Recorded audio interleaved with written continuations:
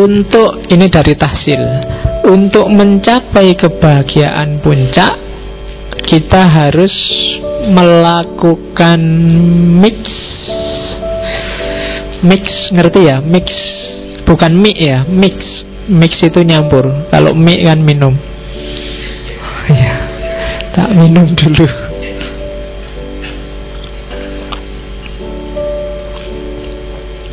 Mix antara keutamaan teoritis, keutamaan kadang juga diterjemahkan kebajikan, bahasa Inggrisnya virtue,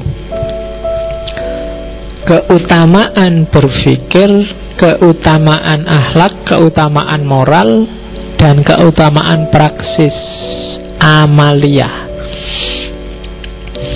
Oke, satu-satu. Apa sih keutamaan teoritis itu? Ya pengetahuan.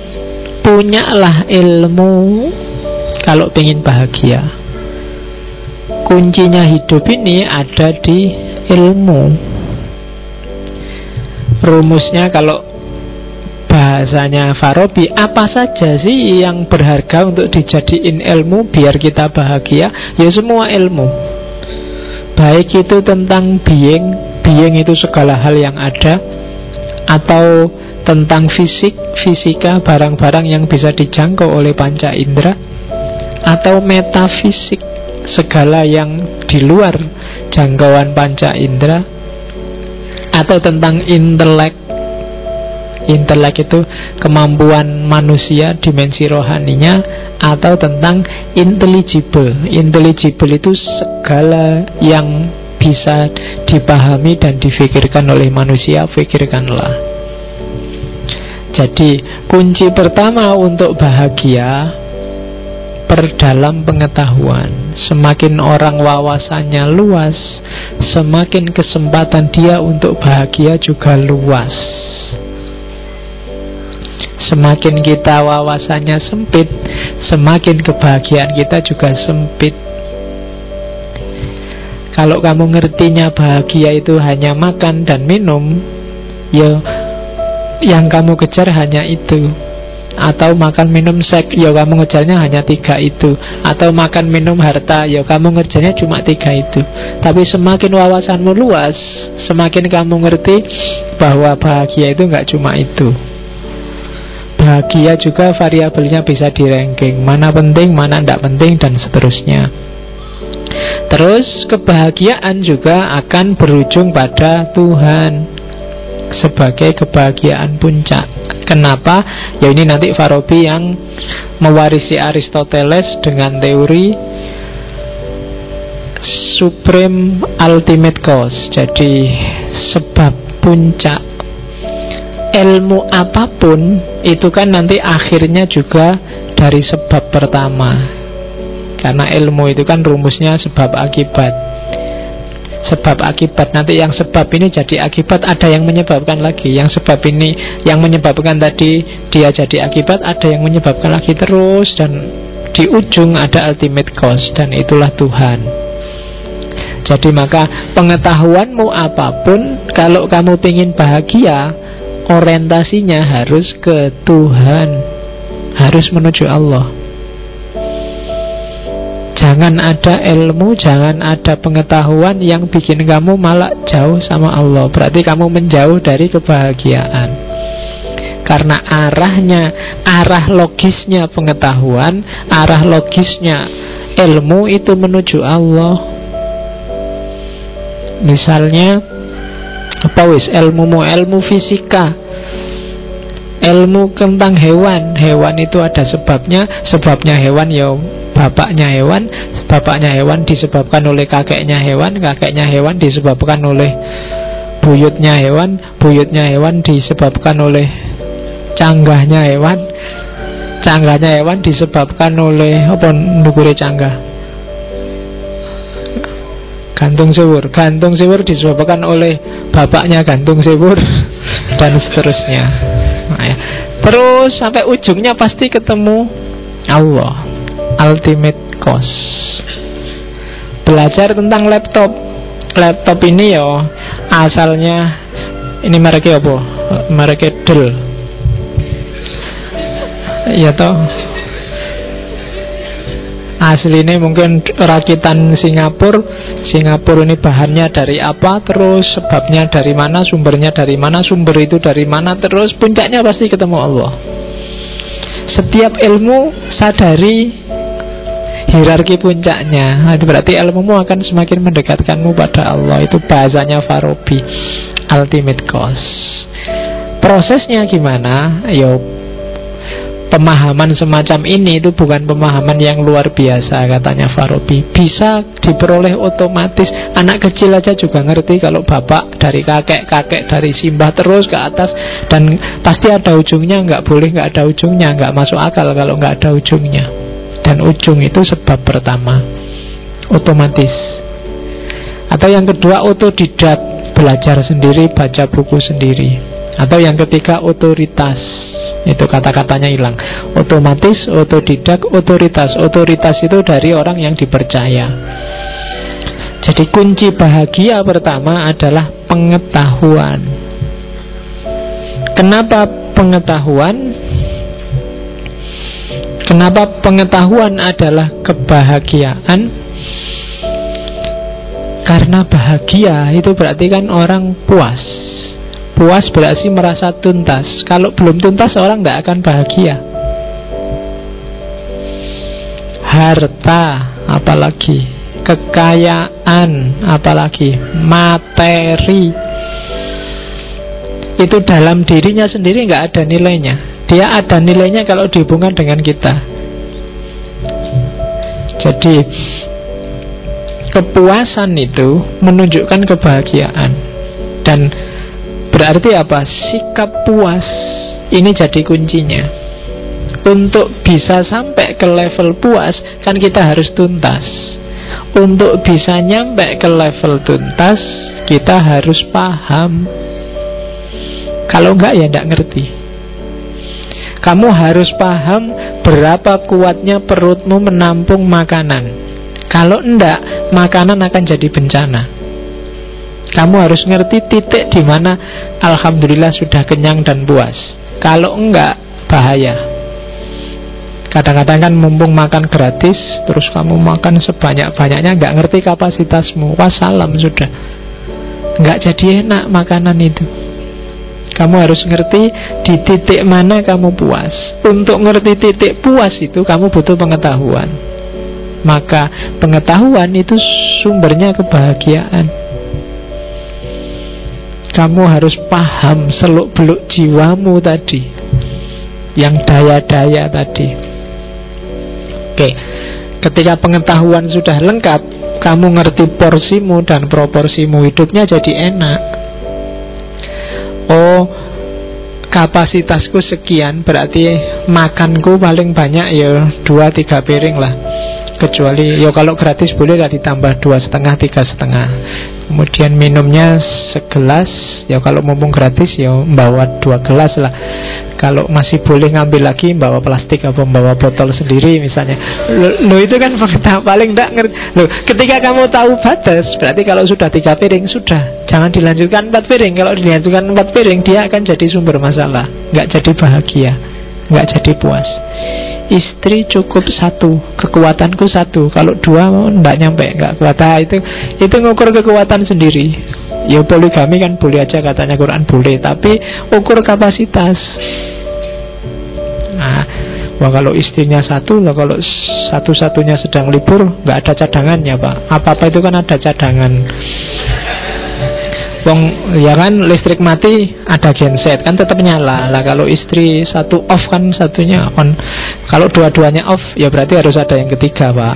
Jadi ya. Iya, mikirnya sampai ke situ. Oke ya, jadi sumbernya kebahagiaan itu pengetahuan. Kenapa pengetahuan? Karena dengan pengetahuan kamu ngerti batas, kamu ngerti titik puas, kamu ngerti kapan itu tuntas, kapan itu belum.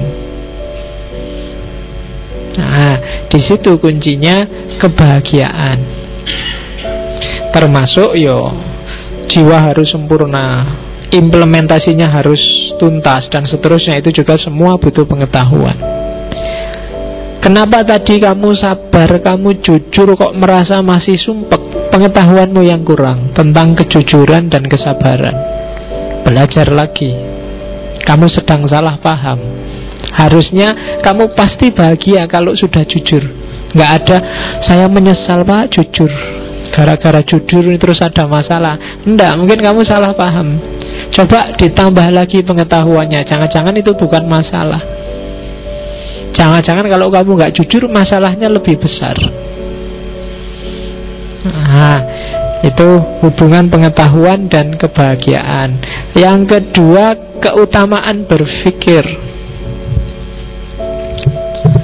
Oke, berpikir itu apa sih? Berpikir itu kan menemukan yang penting dan baik untuk hidup kita. Kita mikir itu kan selalu begitu. Nyari yang enak, nyari yang pas, nyari yang sesuai untuk hidup kita.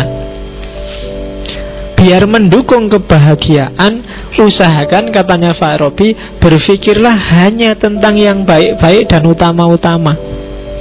Dan pertahankan ini untuk jangka waktu yang lama. Jangan mikir yang remeh-remeh yang tidak ada gunanya, yang tidak penting. Biasanya itu sumber kamu tidak bahagia.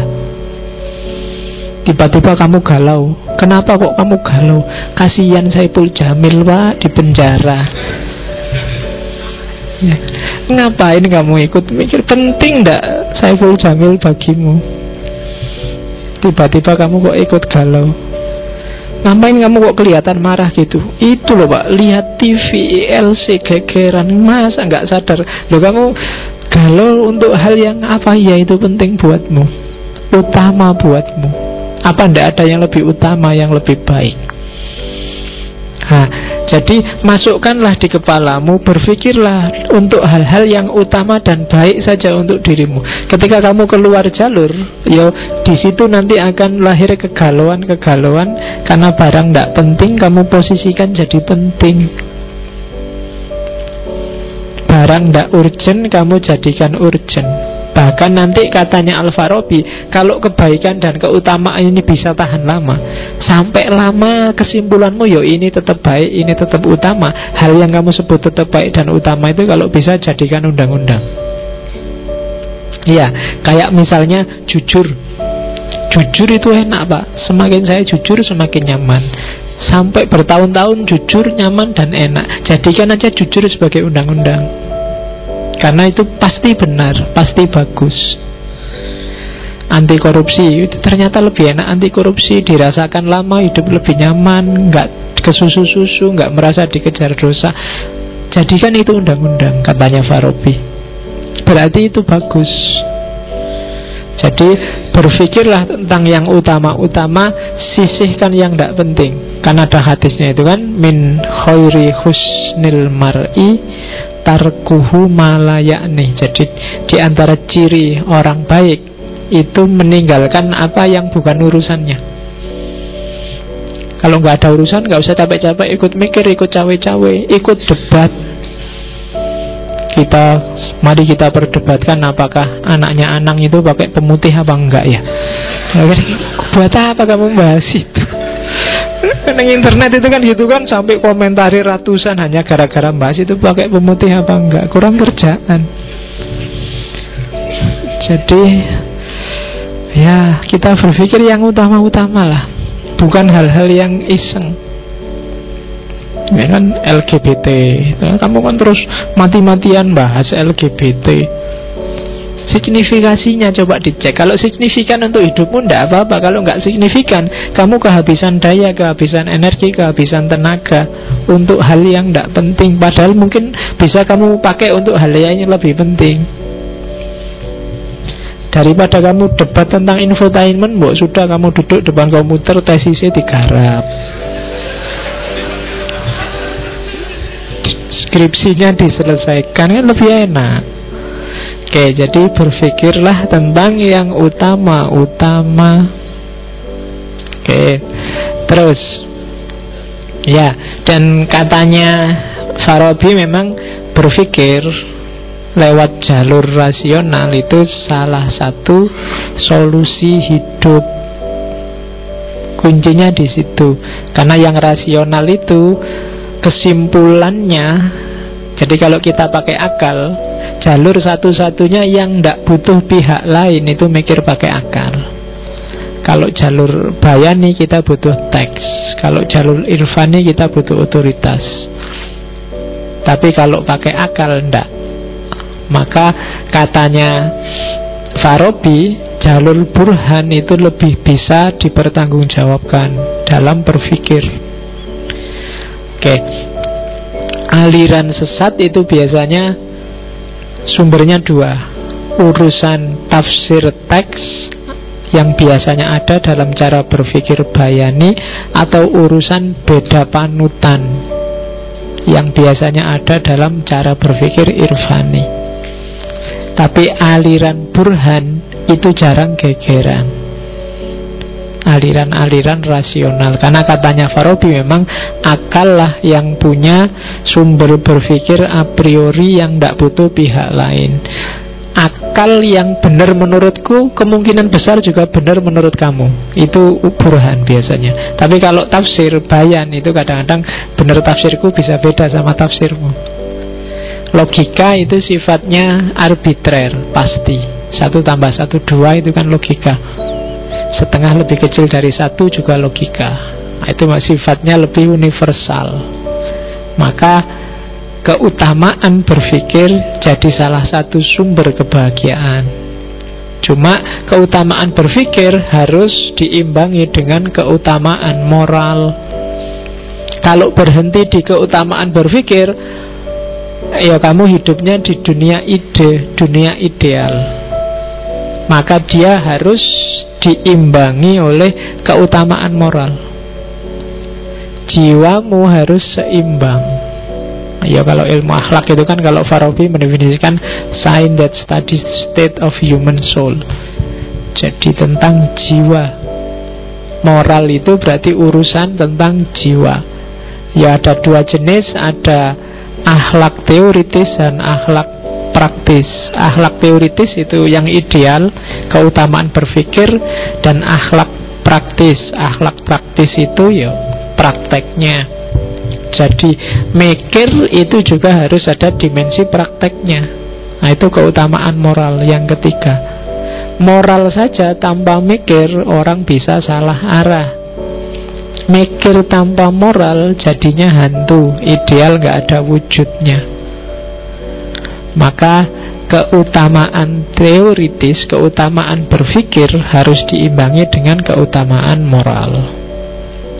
Kamu punya teori-teori banyak, cara berpikir yang bagus, tapi nggak punya implikasi praktis, ya pikiranmu paling banter jadi buku dan jadi koleksinya perpustakaan.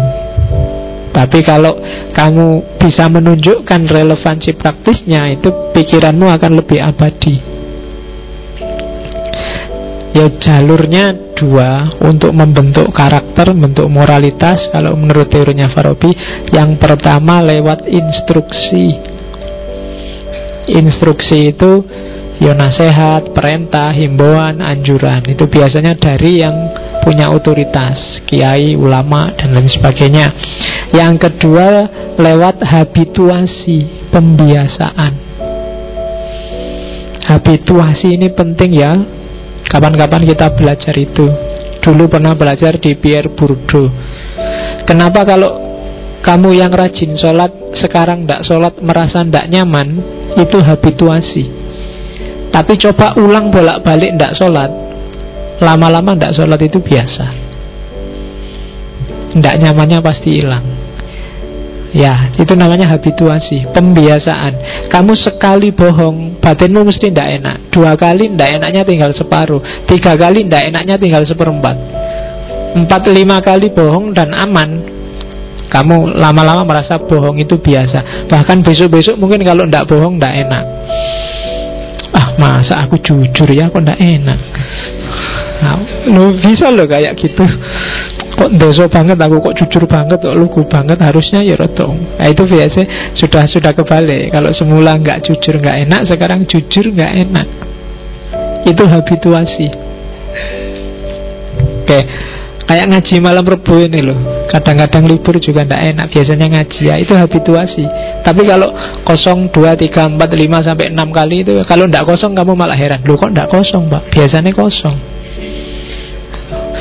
Sementara kamu kagetnya kalau pas kosong, karena biasanya saya masuk.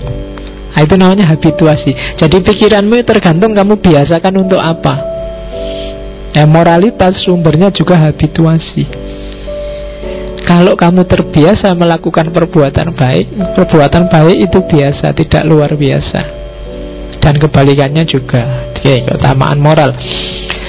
Yang keempat, keutamaan kreatif. Jadi keutamaan kreatif praksis itu keutamaan dalam berkarya. Jadi bahagia itu tidak semata-mata moralnya bagus, pemikirannya bagus, teorinya benar, tapi juga praksisnya kreatif. Dalam arti kalau bahasa hari ini mungkin kontributif, ada sumbangan karyanya. Ini mungkin bisa kamu sambungkan dengan filsafatnya Karl Marx tentang kerja. Manusia itu merasa bermakna, merasa eksis saat dia bekerja, memproduksi sesuatu. Jadi cuma ya karya itu akan utama. Utama itu berarti penting, bernilai kalau lahir dari orang-orang yang utama. Kalau manusianya tidak utama, karyanya tidak akan utama. Caranya untuk utama gimana? Ya, keutamaan teorinya ada, keutamaan proses berpikirnya ada, keutamaan moralitasnya ada. Jadi orangnya pinter, pengetahuannya banyak, itu kan pinter. Orangnya cerdas, proses berpikirnya jalan, dan orangnya bermoral, maka karyanya pasti kontributif, pasti utama.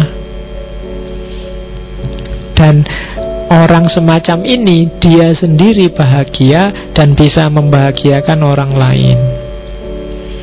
Jadi mix antara 4 hal inilah yang bikin orang bahagia: praksis, moralitas, berpikir, dan teori.